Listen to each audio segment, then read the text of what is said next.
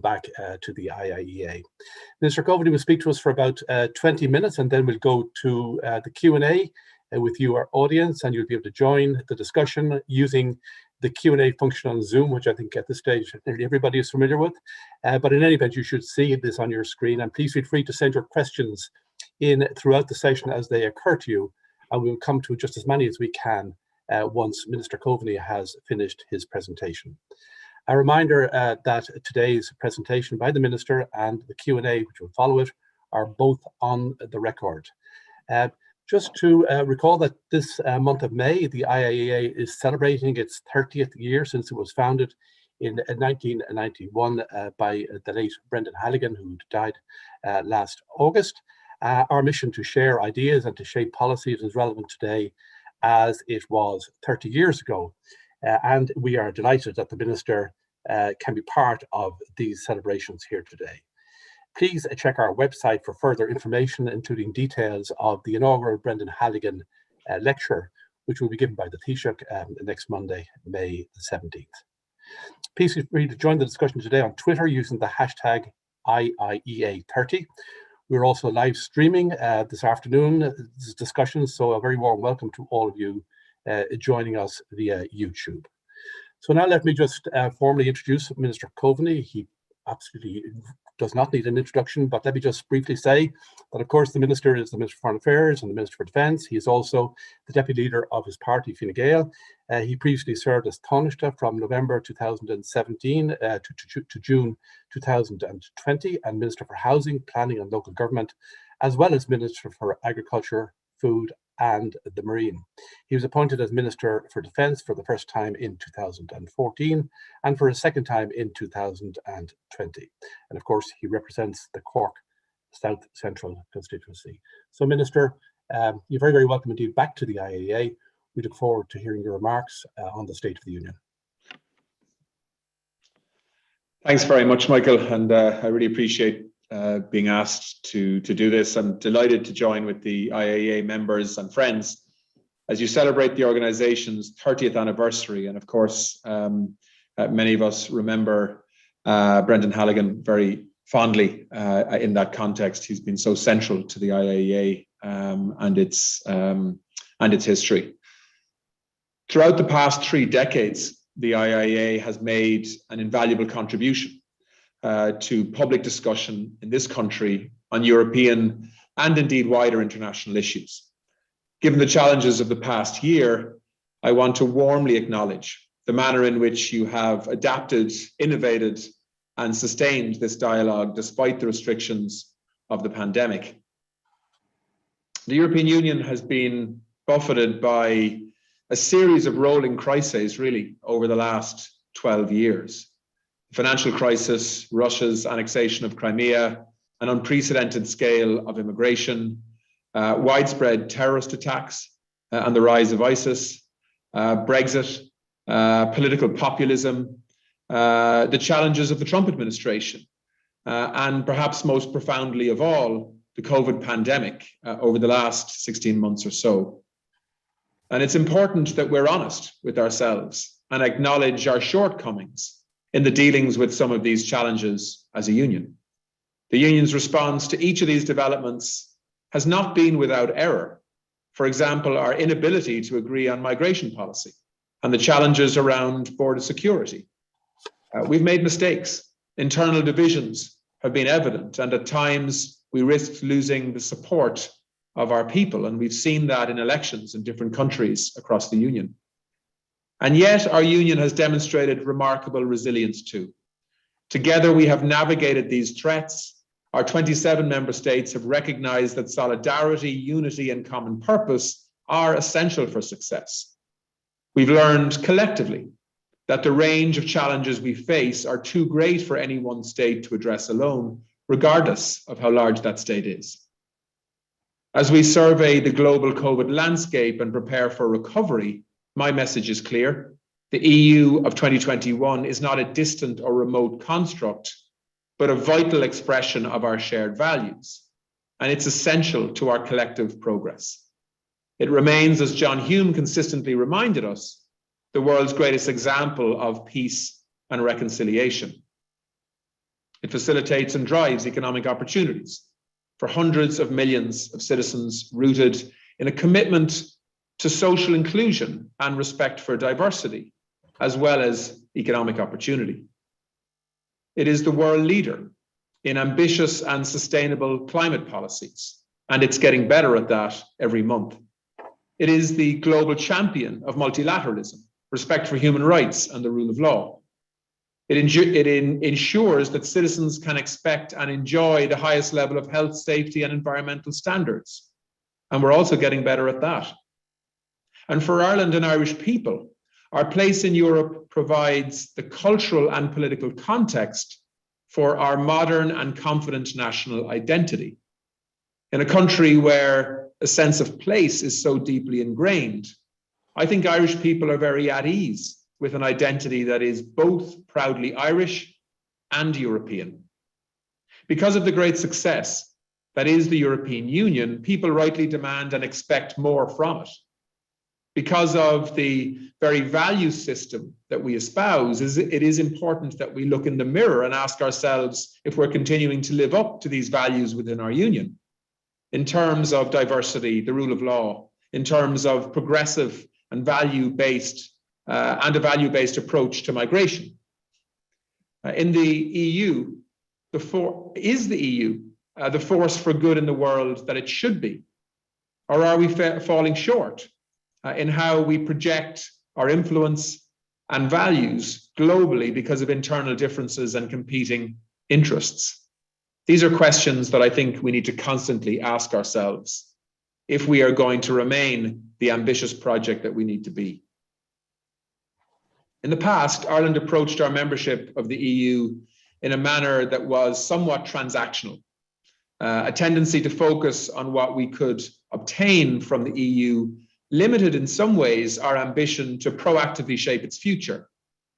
That time is long past. Modern Ireland embraces the opportunity for making the case for a strong, vibrant, and dynamic Europe as a whole. A Europe that truly can live up to the ambitions of its people, a Europe that is flexible and responsive to respond to the challenges of our time, a Europe in which Ireland can play a full and influential role. COVID has posed unprecedented, near impossible challenges for governments and societies around the world, and we know that. The full effects of the disease on our societies will take years, I think, to play out and fully examine. It is also changing our expectations of institutions within the European Union too, in terms of what we expect from them. Issues around citizens' healthcare and well-being were until recently considered a peripheral aspect of the Union's actions. The pandemic has thrust these center stage. That transition has been swift and understandably has not been plain sailing. In the early days of the crisis, the Union struggled to act in a collective manner as countries did their own thing in response to the immense pressures on their own national systems. And so while we must learn from the lessons of that time, we also acknowledge that the EU has registered many successes in responding to COVID, particularly in more recent times, including in grounding its vaccine policy on European collaboration and solidarity. European investment in scientific research has been crucial to our ability to understand and overcome the pandemic. The Union launched new research initiatives in epidemiology, diagnostics, treatments, and of course, vaccines themselves. Ireland contributes to and benefits from this research. We have partnerships in 11 of these research projects, and we are involved in EU and global trials to evaluate COVID treatments. And we play a lead role in the new EU-wide vaccine trial network.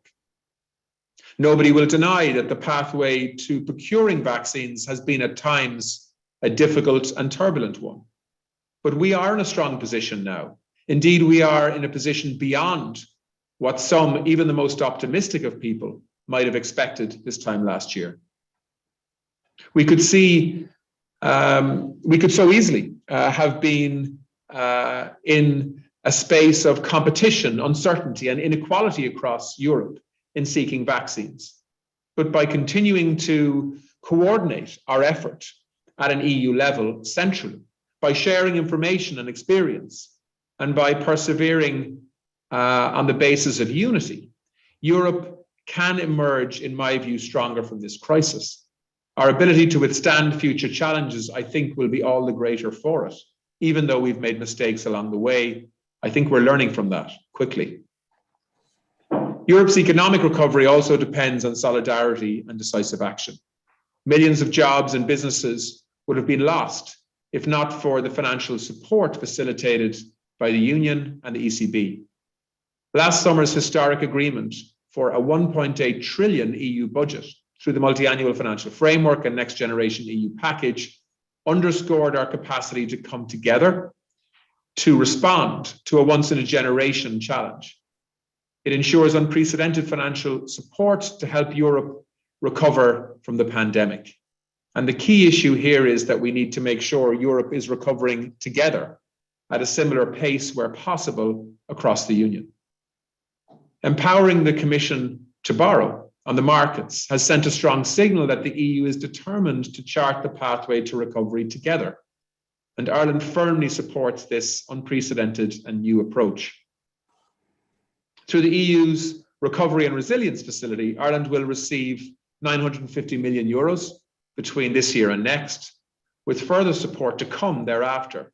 Our National Recovery and Resilience Plan will set out how we will use this money to advance our green transition, to accelerate digital transformation, and to support economic recovery and job creation right across the country. Of course, we in Europe recognize that COVID is a global pandemic requiring global cooperation. Across the Union, we have mobilized over 40 billion euros so far to help partners worldwide in the most vulnerable countries in the fight against COVID-19. And we can and we must do more in this context. And I think we will do a lot more in the months ahead. The socioeconomic consequences of the COVID-19 pandemic have been keenly felt across all member states. Governments have sought to protect families and businesses with exceptional financial measures. We must also now ensure that we have fair economic recovery based on solidarity, inclusiveness, and equal opportunity, or as much as we can anyway, across the EU. It is in this spirit that EU member states came together at the Social Summit in Porto last week to demonstrate a renewed commitment to social Europe, including through the implementation of the Pillar on Social Rights. In delivering on that same ambition for fairness and equal opportunity, we must work to accelerate our digital transition also. The pandemic has shown just how important technology and connectivity is for all members of our society. The ability to move online has been vital in keeping large parts of the workforce, the education sector, and services functioning through the pandemic. We need to make high-quality connectivity and digital access a reality for everyone, especially those who live in remote and rural communities. We must build innovation, research, and inclusion in the context of an open market, while at the same time ensuring that digital companies are required to uphold the standards necessary to protect our citizens and consumers. And I think we have a lot of work to do in that space. Over the past year, many of us have come to appreciate just how much our well-being depends on the quality of our environment around us. And I'm proud that Ireland is grasping the opportunity now to modernize and strengthen our climate policies. Maintaining a focus on the European Green Deal is a key priority for us. Europe must lead on climate action and ambition in the face of the global climate emergency, encouraging our partners beyond Europe to do the same. But we won't be effective if we don't lead by example. The Green Deal will accelerate investments and progress in technology, enabling cost-effective transitions as we decarbonize our societies. This will bring green growth and jobs, and of course, improve both biodiversity and our broader environment. Agreeing the European climate law is vitally important in supporting this ambition, in establishing a new EU greenhouse gas emissions reduction target of at least 55% by 2030, and committing the Union to achieving collective climate neutrality by 2050, which is an extraordinary target and hugely ambitious. All EU policies must contribute to this goal, and all sectors of society will need to play their part. Ireland is committed to an average 7% per annum reduction in overall greenhouse gas emissions from 2021 to 2030, and to achieving net zero emissions by 2050. This national approach is fully aligned with the European goals as we work to make these ambitious targets a reality. The debate in Europe over strategic autonomy has taken on new momentum over the past year. Some have sought to use this to promote more protectionist actions, retrenching from global supply chains and directing resources to particular sectors internally within the European Union. For Ireland, we want to see a Europe that is resilient across all sectors, that strives to be the most innovative economy and society in the world. Somewhere that does not look inwards, erecting barriers in a way that's protectionist, but actually does the opposite. We can do this by building on the single market and the EU's principles of openness, multilateralism, and competition.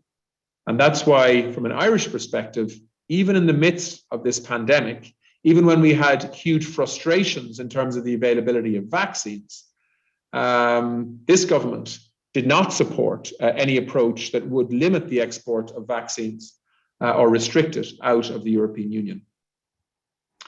Understandably, much of the recent strategic autonomy debate has been informed by the experience of the pandemic. However, we must be careful not to fall into the trap of preparing for the last crisis.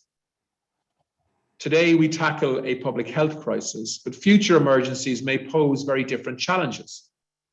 So we must build a European resilience that is flexible and capable of meeting whatever future challenges or crises that may come our way. I've spoken at the IIEA on many occasions since 2016 about Brexit. You'll all be aware of the difficult process that led to the trade and cooperation agreement agreed on Christmas Eve. The TCA has now been ratified, and it establishes a framework for EU-UK relations across a comprehensive set of areas. No fewer than 23 dedicated committees will work to ensure as productive a relationship as possible on issues from trade to aviation and law enforcement and many other areas. Of course, this new relationship is very different from what went before. This is a reality, though, that we must accept and we must adapt to. At the same time, I'm keenly aware of the challenges facing our own country due to these unavoidable changes. Our fishers, our hauliers, importers and exporters find themselves at the sharp end of Brexit and the change that it's forcing on us. It will take more time and data before we can fully analyse the impact of Brexit on our supply chains and on the broader economy, but it is having an impact. In the meantime, the government will continue to offer support and provide guidance as we navigate these challenges together, as we've done through the process so far. The allocation of 21% of the EU's Brexit adjustment reserve, that's well over €1 billion, is another clear expression of EU solidarity with those most acutely affected by Brexit, namely ourselves. Of course, the protocol in Ireland and Northern Ireland has experienced significant challenges since January. However, it remains the vital framework, and in my view, the only available solution to avoiding a hard border on this island while protecting the gains of the peace process, the integrity of the single market, and of course, Ireland's place within it. We support and encourage the ongoing discussions between the EU and the UK on its full implementation, and we continue to engage with those in Northern Ireland who do have very real concerns about the implementation of the protocol in Northern Ireland. I know that the EU is acutely conscious of these concerns and is working with the UK to implement the protocol in a way that impacts as little as possible on people's lives in Northern Ireland. We need to be pragmatic, we need to be flexible, but that has got to happen within the parameters of the protocol itself. There can be no place for unilateral actions that only serve to damage trust and undermine progress. And there have been, unfortunately, examples of that. I'm concerned at the repeated pattern of such actions by the British government, and I urge that partnership rather than unilateralism be the preferred approach in the period ahead so that we can get this difficult work done. Excuse me. Support for democracy, the rule of law, multilateralism, human rights, respect for the United Nations Charter and international law are all foundational values, if you like, for the European project, and of course our commitment to it. To be credible in promoting such universal values beyond the Union, there must be full respect for these values within the Union. And I'm deeply concerned about the erosion of rule of law within some member states. Polling shows that Irish people are also concerned. More than 3/4 of our people believe EU funds should be withheld from member states who fail to adhere to the rule of law. The Commission is the guardian of the treaties, and I welcome the leadership shown by them in establishing greater accountability on the rule of law, even though that has been somewhat controversial and difficult over recent months. Of course, no member state is perfect, and we should all be open to scrutiny. My department engaged positively with the European Commission on the preparation of the Ireland chapter of the Commission's first annual rule of law report last year. And we've been happy to continue that engagement this year, of course. Our principles and values are under sustained pressure in many parts of the world. Our response should be clear. Now is not the time to shrink from our commitment to our values. It's the time for us to be bolder and be more strategic in protecting, pursuing, and promoting them. This is the approach that Ireland is taking as a member of the UN Security Council, even if that means sometimes saying things that are friends. There are those who argue for what they describe as a more pragmatic approach to our international relations, where we privilege our perceived interests over our values. But from an Irish perspective, our values and our interests are not in conflict. They reinforce each other in many ways in terms of our international standing. By promoting our values, we protect our interests and ensure our security and our credibility when we speak in these areas. The treaties do not set our course in international affairs. The treaties do not just set our course in international affairs. They also provide us with a toolbox to achieve those objectives. The effectiveness of the EU common foreign and security policy, however, is dependent on our collective will to utilize that toolbox. And if we're honest with ourselves, there are times when we have fallen short and failed to project our influence and our values as we should. Notably, the EU's inability, for example, to agree a strong approach and a common approach to the ongoing crisis in Israel-Palestine for many years now. We would like to see member states show more willingness in their actions to achieve a more geopolitical union so that we can be more strategic in terms of how we influence other parts of the world in a positive sense. It's not an easy task to coordinate the foreign policies and balance the interests of 27 member states. It's an impossible task, however, if we're not willing to trust that the collective voice of 27 represents our best strategy for influencing the course of international events.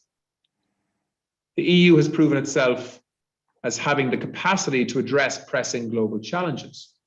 It proves that multilateral solutions and systems can deliver coherent stability and growth, where centuries of mistrust and conflict have previously existed. The EU-UN partnership in peace operations and crisis management is a good example of that. Ireland is proud to have members of our defence forces participating in common security and defence policy operations in Bosnia-Herzegovina, in Mali, and in the Mediterranean. All of these operate in support of UN Security Council resolutions. The EU's instrumental role in efforts towards a return to full implementation of the Iranian nuclear agreement, the JCPOA, is another example. It remains the best way to prevent Iran from developing nuclear weapons capability. In our work on the Security Council as facilitator for the implementation of Resolution 2231 on the JCPOA, Ireland is making an active contribution in keeping with our long-standing commitment to disarmament and non-proliferation. Without multilateral cooperation through the UN, through the EU, and through the UN Security Council, Ireland would simply have no influence on big international issues like this.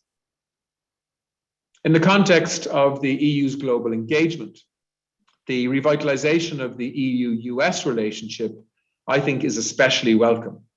President Biden will visit Brussels in June for an EU-US summit.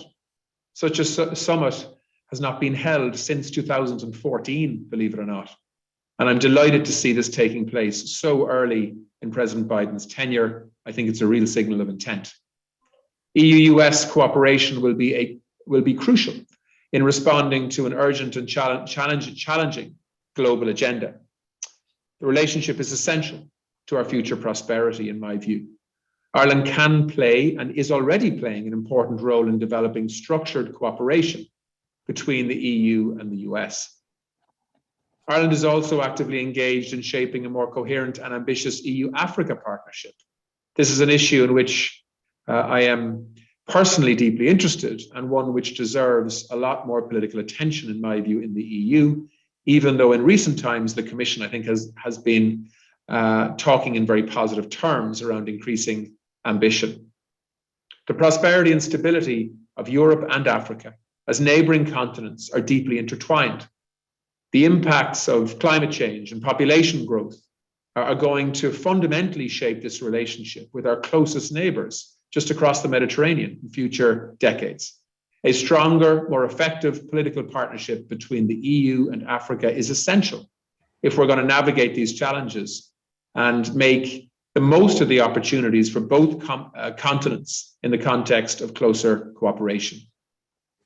Finally, I want to say a few words about an opportunity for our citizens to come together to debate many of the topics that I've touched upon here today. The conference on the future of Europe will allow the people of Europe to have their say on charting a future course for the Union, focused on what matters to them. We want to see an inclusive conference with citizen engagement to the forefront. Indeed, this is absolutely critical in my view, as the EU will only be relevant if it reflects the priorities of its people. We must constantly challenge ourselves to ensure that we are indeed focusing on the priorities of our people and delivering on their interests. All too often, the European Union gets caught up in interinstitutional wrangles and debates. And to be quite honest, we lose the people on the street in the context of many of those debates. And then we wonder why some of the EU debates or initiatives are not seen as in touch with what people are looking for. Tomorrow, we will launch the conference in Ireland. My colleague, Minister for European Affairs, Thomas Byrne, will head up our national programme of events and engagements to capture voices and ideas from all across the island, north and south. We have a strong track record of citizen engagement through our citizens' dialogues and citizens' assemblies, and I would really encourage as many people as possible to participate. The Union has demonstrated resilience in the face of considerable adversity, yet it remains fragile as a community of laws and values in a world of increasingly polarized views and division. We cannot take its future progress and well-being for granted, and we need to keep working on new thinking, new ambition, more unity, and a collective purpose, if you like, that is about more than the individual component parts of the EU. Boldness and ambition will be required to develop and deliver post-pandemic Europe. That can be the task of governments and institutions alone. It requires the energy, engagement and imagination of everybody, particularly our younger generation. An EU that evolves to meet the real needs and dreams of an engaged people is the most effective way to preserve its resilience and endurance.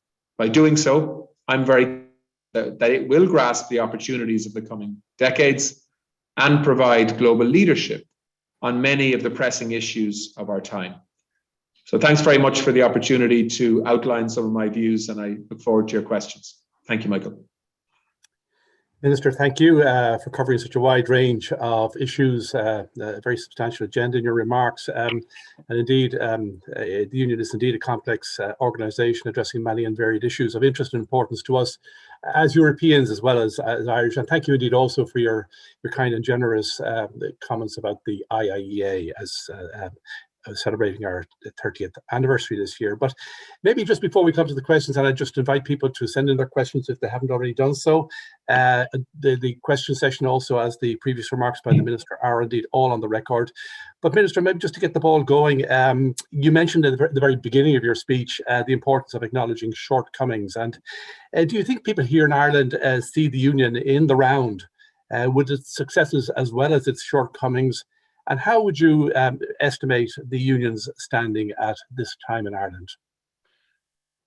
I think it's strong. I think it's perhaps not quite as strong as it was in the midst of the Brexit debates when they were at their height, when I think Irish people were quite taken aback by the support and the solidarity and backup, effectively, that Ireland was getting in terms of our very vulnerable position in the context of the Brexit debates. And I think that journey, while it was one of some pressure politically in Ireland in terms of very difficult negotiation, it was one when an awful lot of Irish people began to see the European Union in a different light. You know, it wasn't simply a source of money for farmers. It wasn't simply a policy direction that was progressive and good.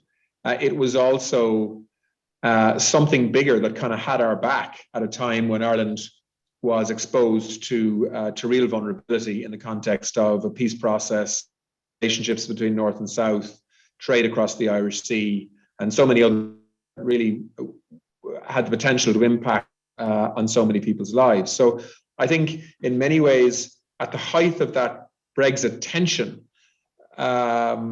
support for the European Union and Ireland's place as part of something bigger was perhaps at its strongest, certainly in my lifetime. I think that there has been frustration in terms of the impatience around access to vaccines.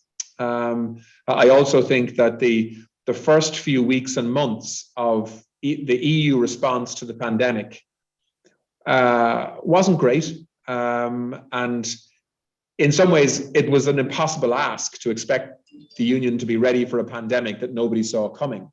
But certainly, I think that there have been more questions of the European Union, perhaps around some of the mistakes that have been made. But on the whole, I think the support, and this is backed up by data and by surveys, the support for Ireland's membership of the European Union is still really, really strong. It's in the mid 80s, if not the high 80s. So, in political terms, like that's almost unanimous support for EU membership. So it's very strong, but we should never take it for granted, and I think the direction of the European Union now is one that Ireland needs to shape. And a European Union without the UK is a very different union from an Irish perspective. We don't actually have an ally in the UK, and a very powerful one at that, in terms of shaping many things that we regard as important to the future of the European Union, in terms of free and fair competition, in terms of a globalized view of the world, in terms of our approach towards competitiveness and taxation. Like a lot of the things that are really a fundamental part of our success in terms of economic growth have been backed up by British support in many policy areas. And we have to work hard now, I think, to continue to win the arguments in many of those areas where perceptions and reality is also changing. And that's why we've worked so hard to build, I think, new alliances, new structured partnerships with states like Nordic and Baltic states, with Benelux countries.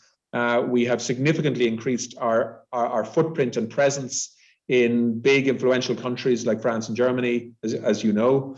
And so, we've really, I think, gone into overdrive in terms of diplomatic outreach across the European Union to make sure that Ireland remains central to many of these discussions in an EU without the UK. So, in short, I think Irish people are very much with us on that journey, very much committed to the EU and what it stands for. They very much feel European as well as Irish. And I think all of that is a very good basis to work from, but we should never take it for granted.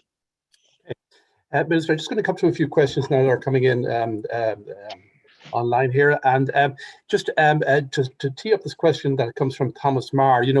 Part of your speech talking about common foreign and security policy, you said that if we're honest with ourselves, there are times when we have fallen short and failed to project our influence and our values as we should. And Thomas Marr, as a master student at UCD, he says, do you think Ireland will work more closely with the EU on defence in the future, particularly in terms of defending against rising state-sponsored cyber attacks? Yes. And actually, I was on my feet for an hour and a half this morning in the Dáil taking questions on defence, where some still seem to think that we're heading in the direction of a European army and Irish neutrality is being undermined and so on. It just isn't the case. But that doesn't mean that we're not cooperating with other EU member states to try to create, a collective effort to intervene in crisis situations. And we have good examples of that. Ireland, for example, across the Sahel at the moment, we're involved in 2 different missions and operations in Mali, for example. We work with a German contingent of peacekeepers in a UN mission in Mali really effectively.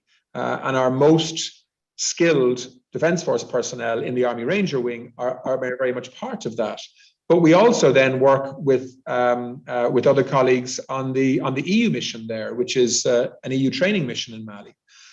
So, I think we will continue to work in areas where we believe we have a consistency with Irish foreign policy, in areas that are focused on peacekeeping, peace intervention, post-conflict management, and of course in areas where Ireland's security concerns also need to the fore.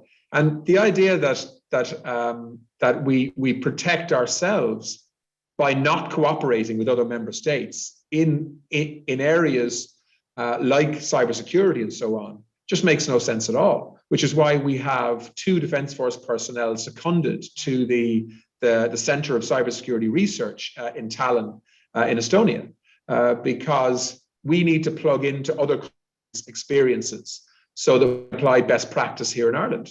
And cybersecurity is hugely important and a real threat that we need to take seriously in Ireland, because we, of course, house so much international data in Ireland, given the number of multinationals that are here that have enormous data attached to their business models. So we take cybersecurity and data protection and data management really, really seriously. And we are engaging with other countries in a way that does not compromise our neutrality, but in a way that allows us to work in partnership for everybody's mutual benefit in different strategic areas, whether that's cybersecurity, whether it's sharing information in the maritime environment, whether it's partnerships in terms of peacekeeping, whether it's training together in what are called battle groups, which is a slightly unfortunate name because it's not about going to battle. It's about training together and ensuring that we have interoperability if we need to engage in a crisis quickly. And so, I think we are engaging in increased cooperation, but we're doing so in a way that doesn't undermine our traditional approach towards non-alignment when it comes to military alliances.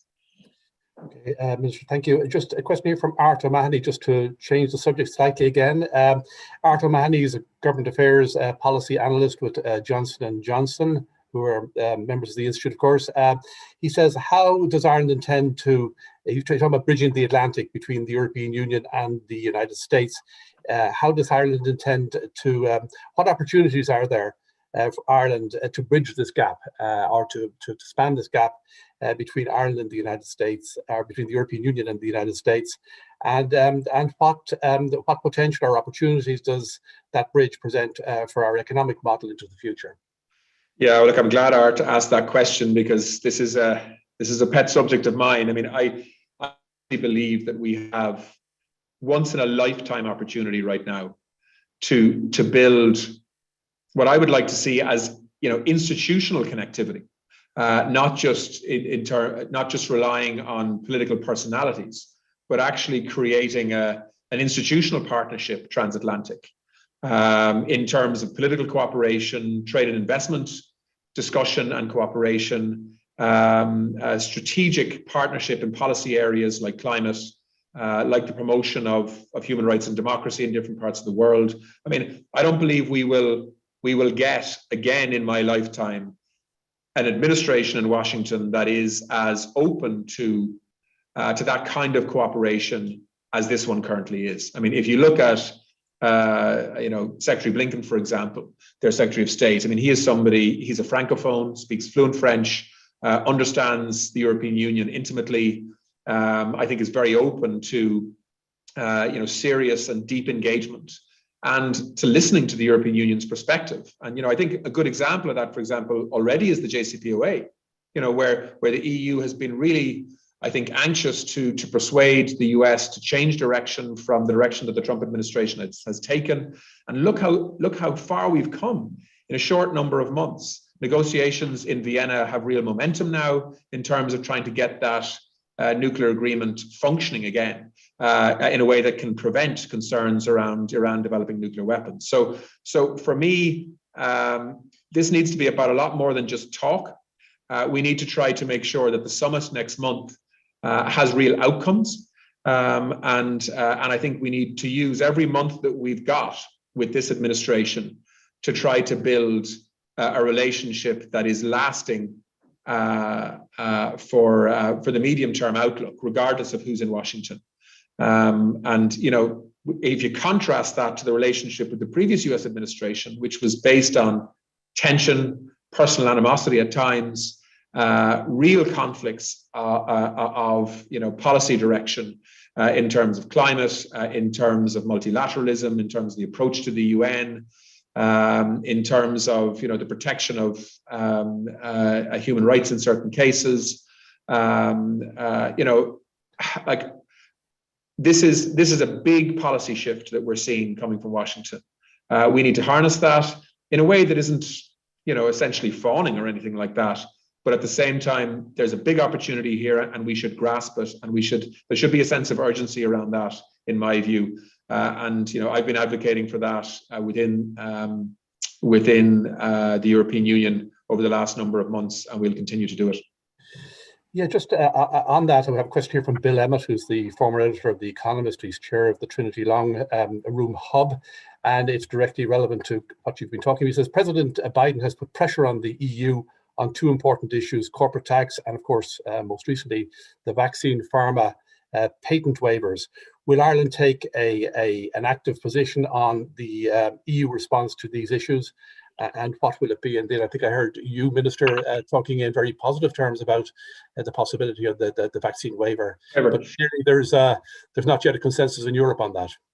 Oh yeah, no. I mean, when I say that we need more cooperation with the US, it doesn't mean we agree on everything. What it means is that we regard the relationship transatlantic as a priority, and therefore we give the heads up, and we have detailed conversations, and we build a relationship of trust whereby both sides of the Atlantic work closely together. And by the way, I believe that should include the UK as well. For when I talk about a transatlantic relationship, I'm talking about the Atlantic countries working together, which involves Canada, the UK, and others. But when you talk about corporation tax, yeah, I mean we have a perspective here which I think people understand. We want to work through the OECD process. We don't want Europe doing its own thing on corporation tax or on the taxation of the digital economy either. We think that will create huge problems in terms of how the global economy functions. But if we can get agreement, which will of course involve EU and US influence at an OECD level, and I think that is likely to come in the months ahead, I think Ireland will have to accept that compromise and make it work. And we are up for that, even though we will continue to ensure that we get across an Irish perspective, because I think a lot of other countries rely on Ireland to make that perspective in terms of economic tools around taxation, particularly for smaller economies that need to maintain competitiveness and so on. On vaccines, yeah, I mean, I have said very bluntly that I do not believe that it is morally acceptable that IP, intellectual property and patents should prevent the expansion of manufacturing capacity globally of vaccines when we see so many people dying on a daily basis. That being said, implementing what's been referred to now as a TRIPS waiver under WTO rules is not going to solve this issue overnight, not by a long shot. So, patents and IP legal protections are one element of the argument, and I think we should be open to moving in a new and more generous direction in that space. There are consequences to that, but I think they're consequences worth bearing. But the reality is that manufacturing vaccines for COVID is a very technical business, and even if you were to share the recipe, if you like, for these vaccines, whether it's Janssen, whether it's Moderna, whether it's J&J, other vaccines, whether it's Pfizer, whether it's AstraZeneca, or indeed others in different parts of the world, we've also got to try to share the know-how. And so if we're serious about dramatically increasing manufacturing capacity in the short term, it's got to involve partnerships between many of the existing companies that have developed these vaccines, as well as the removal of patent protections in the short term. I think both has to happen, because even to build one of these plants, and by the way, I live only a few miles away from the second largest pharmaceutical cluster in the European Union, in Cork Harbour, and to build a plant of that sophistication takes quite some time. So yes, the TRIPS waiver is an issue that I think we should be open to working with the US on, and I think that should be a priority. But I think there are a whole range of other issues as well that I think we need to focus on and work with companies on to make sure that capacity can be ramped up in the short to medium term from a manufacturing basis in different parts of the world. But for the foreseeable future, most of these vaccines are going to be produced in Europe and the US, for the rest of the world too. And we need to, and I think we will become much more generous as the months move on and as spare capacity starts to emerge on both sides of the Atlantic. Minister, that your answer there covers a question also in a very similar vein asked by Jim Clarkin from Oxfam. But so let me move on. I'll just say one other thing, Michael, on that, because I think it is important. I mean, I think we also need, anybody can share a resource when they have excess. There's no great sacrifice in that. I think the question we do need to ask ourselves, though, is it okay for countries in the European Union to have vaccinated their vulnerable populations and move on to vaccinate everybody else, while there are 60 and 70-year-old nurses in COVID wards in hospitals in parts of the world that have no access to vaccine at all? And should we be sharing even before we have our entire population vaccinated? And I think these are moral questions that we do need to grapple with. I hope to be bringing something to Cabinet on this in the weeks ahead. So even the principle of sharing some of the resource that you have in the context of that moral argument around the need to protect vulnerable populations in parts of the world that have nothing. I mean, don't forget, the continent of Africa, I think as a whole, only has about 1% of global vaccine supply right now. So, that is something I think we need to think about, and I think Irish people would be open to. But of course, we need to be pragmatic as well in terms of the pressures and demands of our own people.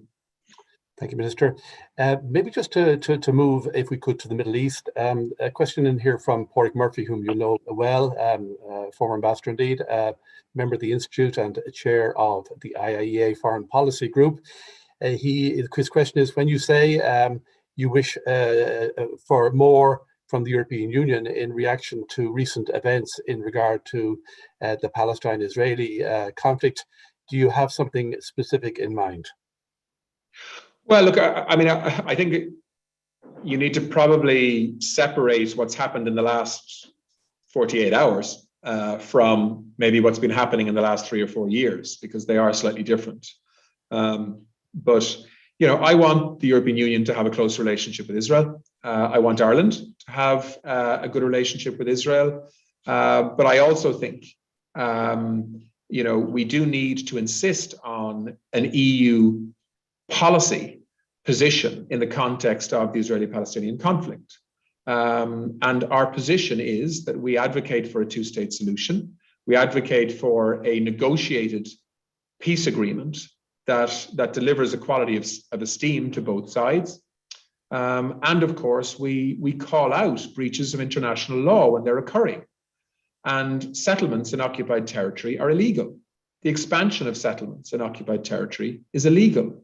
The demolition of people's homes in occupied territory is illegal. The forced eviction of Palestinians from homes in occupied territory is illegal. And we've got to call that out and call it for what it is. And much of that activity, because it hasn't been called out sufficiently by the European Union, continues, and in fact has accelerated so far in 2021, and is a contributing factor, I think, to a lot of the tension in recent days and a lot of the tragedy in recent days. And of course, then when you add to that, what happened in East Jerusalem in the Al-Aqsa Mosque, where you had security forces using stun grenades inside in a mosque in one of the holiest sites for the Islamic world, this is going to cause real tension. And unfortunately, terrorists in Gaza have used it as an excuse to start firing hundreds of rockets into Israel, which has then triggered a security response, which in my view has to be questioned in the context of the consequences in terms of civilian deaths and children in particular. I don't have the figures in front of me, but close to 70 people in Gaza are now dead. Close to 20 of them are children. That's not acceptable, in my view, even though, of course, I recognize that Israel has a right to defend itself.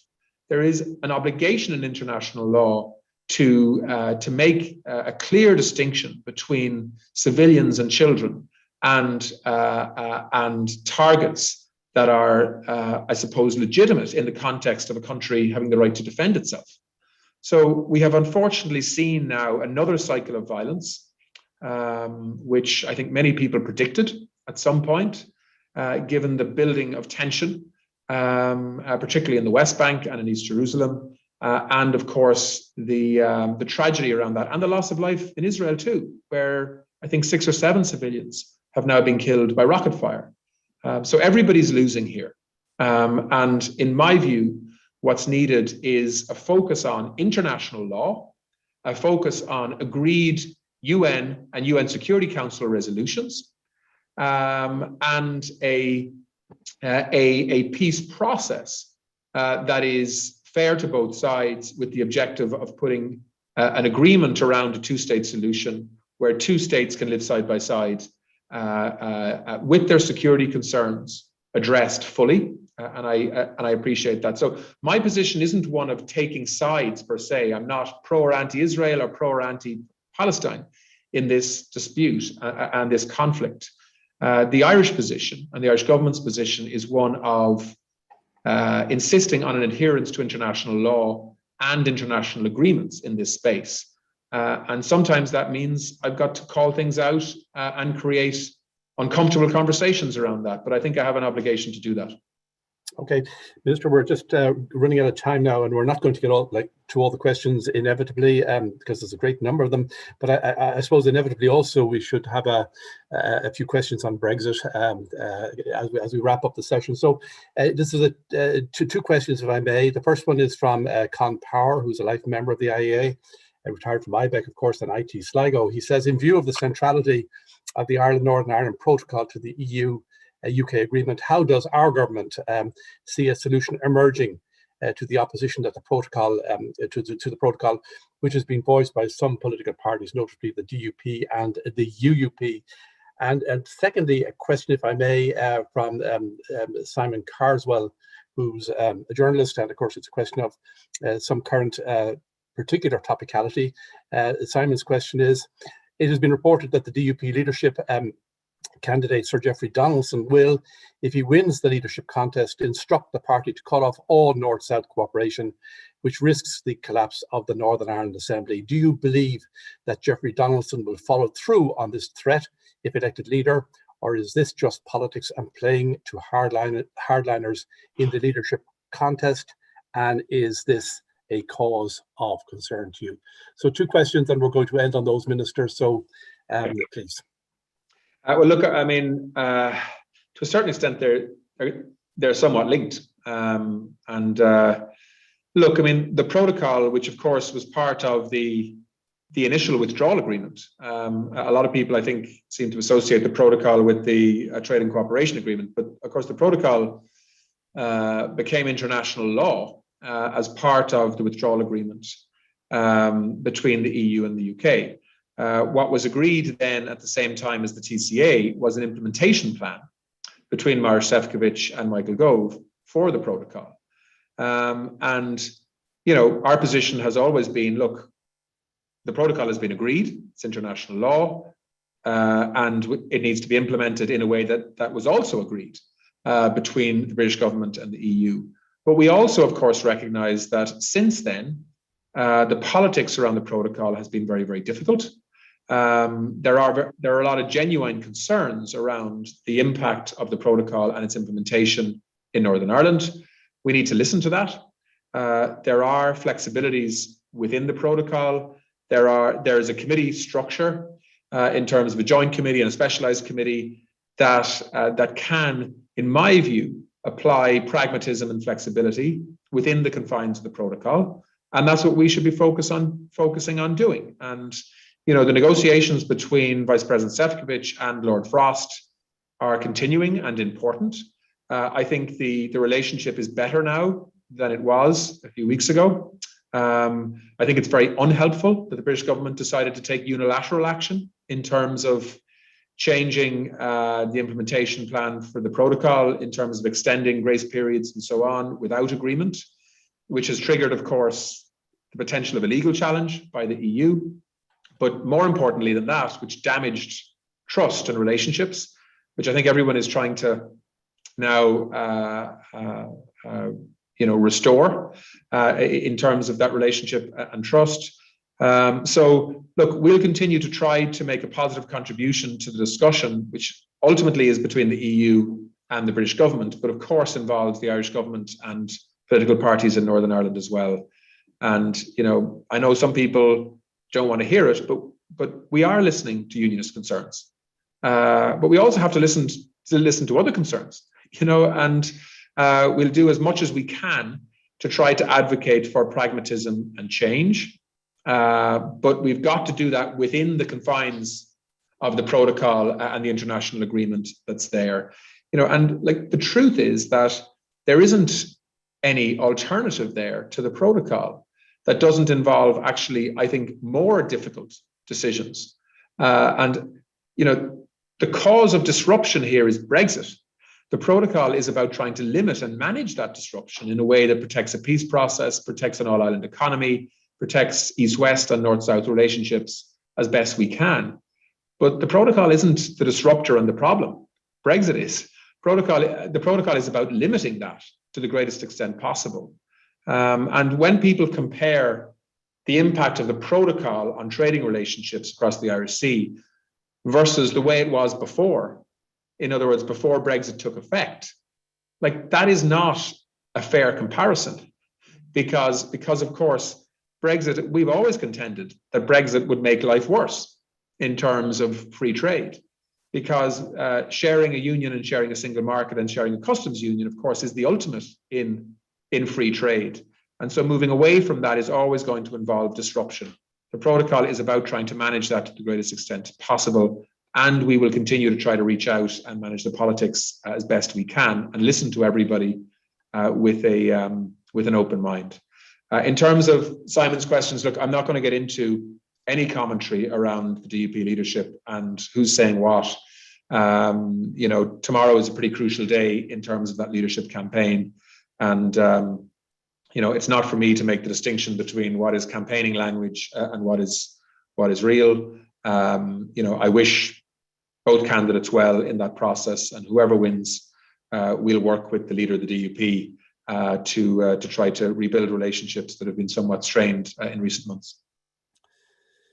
Minister, that brings us to the end of this State of the European Union session. We've covered, and you've covered, a very broad array of issues. We haven't got everything, all our questions answered. A lot of questions in on the conference on the future of Europe, but that'll be an issue really for tomorrow as well. Literally tomorrow, in terms of the launch of that initiative, and there's obviously an opportunity there to learn more about that on that occasion. But just want to say thank you to you, Minister, and to obviously just say apologise to anybody we didn't get to. I see questions here from the Spanish ambassador, for example, on Mercosur. I say several questions on the conference on the future of Europe, relations with Turkey. A question here there from Peter McClune. Many questions, but I think you've been more than generous in your time, and it's a testimony to the complexity of the work of the European Union, and indeed your own work, that there is such a broad range of responsibilities and topics to be addressed. So, Minister, thank you very much, and we look forward to welcoming you back again to the IEA in the not too distant future. And in the meantime, we will continue to celebrate our anniversary, and forward next week to a very big week for us when we'll be hosting the Taoiseach, in particular on Monday.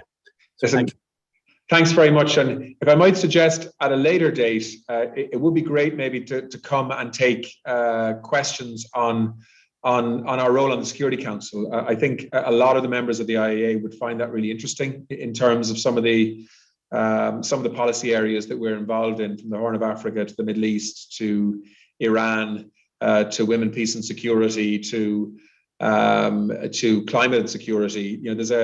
We've managed to get Ireland into some really meaty and influential briefs in terms of trying to influence global decision making, and I know many of your members would be interested in much of that discussion. So maybe if we could think in the future about whether we could do a session on the Security Council in particular, because I think we only get an opportunity to be on the Security Council every 20 years or so. If your members are interested in that, I'd be delighted to facilitate it.